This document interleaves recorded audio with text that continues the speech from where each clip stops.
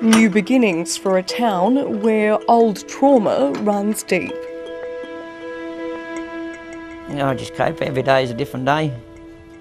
Every year when it comes up to we sort of have a little anniversary thing down the memorial stone down the bottom every year. That's probably a bit hard, but you just got to keep going forward. Alan Marshall is building a new life in New Grantham, rebuilt on higher ground after the deadly 2011 floods.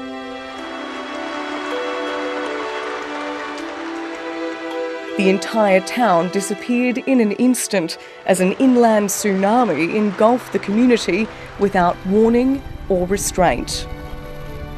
Before you know it, the water was like 3 metres high at 100 k's an hour. There's nothing you can do, you just get up on the roof and pray to God you're going to survive it. Just kilometres away, Mr Marshall's father Bruce was one of many unable to escape the rising floodwaters. My sister rang me from Oakey and said, I was on the phone to Dad and can you go and see to him? I said, no, I can't get to him. She spoke to him and he spoke to 000 and we think he lost his life about 4:18 in the afternoon when the phone went dead. So survivors were left horrified at what they had seen. Houses exploding, houses floating past with people in it, massive big boats, big shipping containers. The debris was just too much. Oh, that is horrible. The raging waters had already torn through Queensland's largest inland city.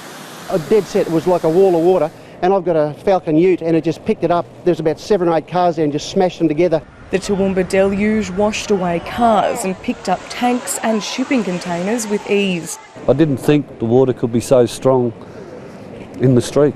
The power and volume of the water thrust people into raging torrents and left behind a trail of destruction. Then for about 3 weeks after, we had teams out every day searching. You know, we were searching for anything that was relevant, whether they were deceased people or possessions.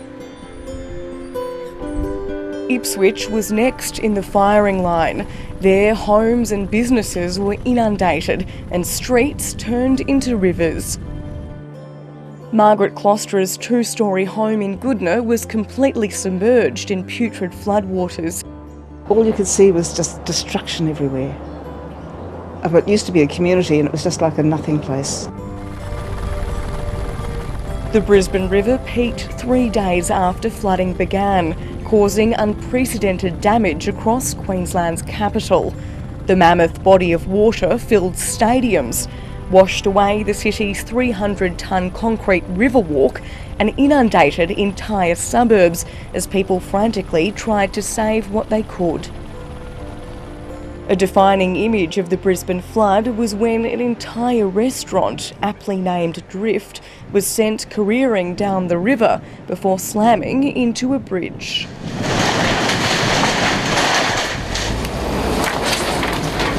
The state was then left to confront the aftermath.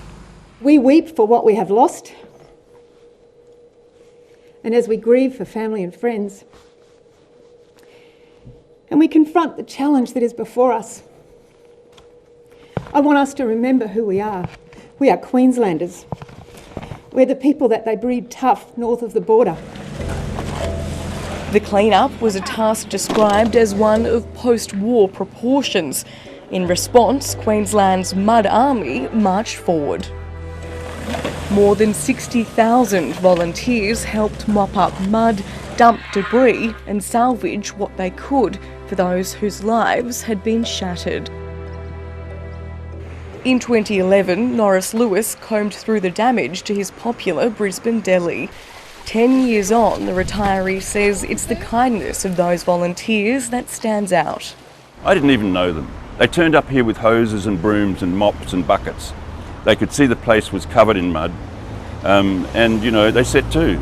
A defining moment came for Mr Lewis in 2019 when he and close to 7,000 fellow flood victims won a landmark class action against the state government and dam operators SEQ Water and Sunwater. All three parties were found liable for the negligent operation of Wivenhoe and Somerset dams, which worsened flooding, damaging more homes and businesses.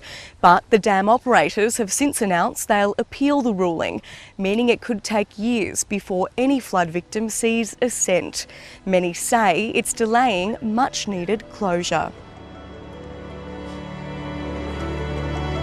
While the 10-year anniversary marks an important moment, many of the worst affected communities are not hosting public memorials, instead marking the sombre occasion at private gatherings to mourn those lost. I think the majority of people have rebuilt their lives. There certainly are people in our community that do struggle, and I think the healing process will continue on for a very long time.